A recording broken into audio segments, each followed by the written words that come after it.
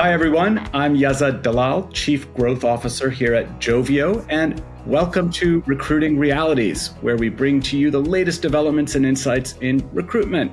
Today, we're talking to our own in-house labor market economist, David Garrett, about the U.S. jobs report for May 2024. David, how are you? Good. How's it going? Great to be here again. I'm great, too. David, the leisure and hospitality sector was the poster child for the employment devastation during the pandemic. I think it lost half of its workforce, a massive 8 million jobs in just 2 months. But the March jobs report this year seems to indicate that that sector had finally recovered to pre-pandemic levels. However, now in the May report, we see that's not quite true. Leisure and hospitality is just shy of the 16.9 million employees that we had in February 2020. So almost there, but not quite back. I think the May report had a lot of variations across industries. I'd love to dive into those with you in just a moment. But for our listeners, at Joveo, we publish interactive insights across all major occupations in the US, and you can check them out on our website, joveo.com/interactive-insights. So David, the healthcare sector in particular has shown resilience, I think, despite a lot of economic fluctuations. What specific job growth did we see in healthcare in this report? And what do you think are some of the reasons for that trend? Yeah, so recently we saw 56,000 jobs added for last month, which is roughly in line with the industry's average, about 63,000 over the past 12 months. The expansion consistently underscores the sector's resilience and persistent demand. And it's being healthcare, an aging population, there's ongoing public health needs in the US, and also many nurses and doctors who have left the industry. There's always going to, consistently going forward, be much higher need for people to fill those roles than prior to the pandemic. So obviously we know that that's a sector that's in demand. Healthcare workers are in demand. How does that impact wage growth in that sector, and maybe what other future trends can we expect? Yeah, so I apologize in advance. There's going to be a lot of numbers here. I'll do my best, so just try to follow me through. Throw them at us. I'll do my best. So wage growth in healthcare has consistently remained pretty robust. Q1 showed an increase of 4.7% year over year, which has outpaced inflation.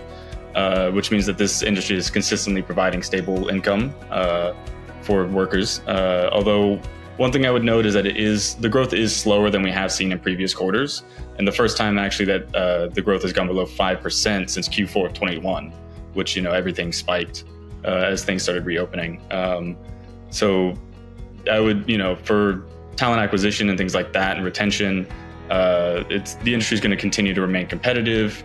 Wages will likely stay high within this industry, and things may be beginning to slow down a bit. But regardless, it's consistently remained a steady, growing industry among broader economic uncertainty. That's in healthcare. Then, if I switch to manufacturing, we know the manufacturing sector has had lots of mixed signals in the last few months. Give us a few insights into the employment changes that you saw in manufacturing out of this report.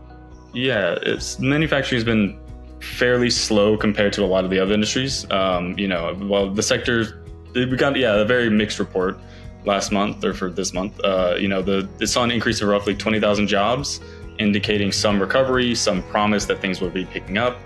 But employment levels in general for that sector still remain below pre-pandemic levels.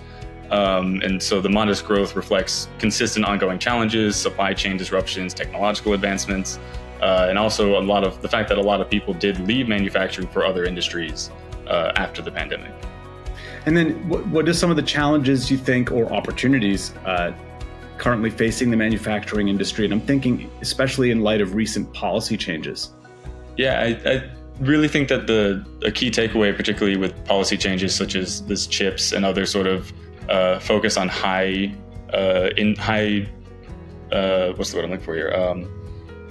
skill manufacturing jobs that are requiring development of things like computer chips. There's a lot of focus needed on upskilling workers and adopting advanced manufacturing technologies to help the U.S. consistently remain competitive on the global scene for those types of positions or those types of industries. This can come from further installments of chips, other things like that. I know that this is like a 2-decade-long program, as well as investment in training programs and partnerships with educational institutions. Things like that can really help evolve the skills needed for the workforce to meet the demand of future technology industries. Got it. Now, let me switch again.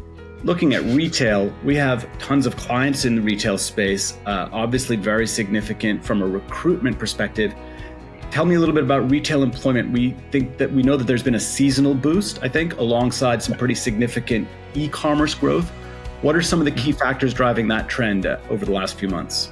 So similar to manufacturing, we did see a little bit of a rebound. We got, I think it was roughly 20,000 jobs in April for retail specifically, which is well above the monthly average of 7,000 over the past 12 months. I do think a lot of it is originating from the fact that people finding it easier to get part-time jobs, and a lot of part-time jobs are also paying more than they were just 4 or 5 years ago. And you can kind of see that that's part of what's going on, because there was also a decline in the average number of hours worked each week in the US, which is typically indicative that people are moving towards part-time work as opposed to full-time. There has been that 7% increase in online retail spending, but a lot of that is really being driven by a shift towards cheaper products. Everybody's buying from Shein now, as people keep telling me. It's very likely that many consumers are feeling that bite of inflation and the increase in their grocery costs, which increased 16% between January and April. And that's also something I've noticed in my own grocery bills every month. If someone's wages are not keeping up with inflation or the increasing cost of living, it really only just makes sense that they would resort to online shopping to find the best deals, cheaper goods, and things like that to maintain their monthly budget. Well, thanks for sharing all of that information, David. I think we're going to see more and more shifts across the economy, the labor market, consumer behavior over the next several months, especially as we approach the election here in the US. Thanks for joining me today. And to all of our listeners, thank you as well. Be sure to visit us at joveo.com to learn more. Talk to you next time.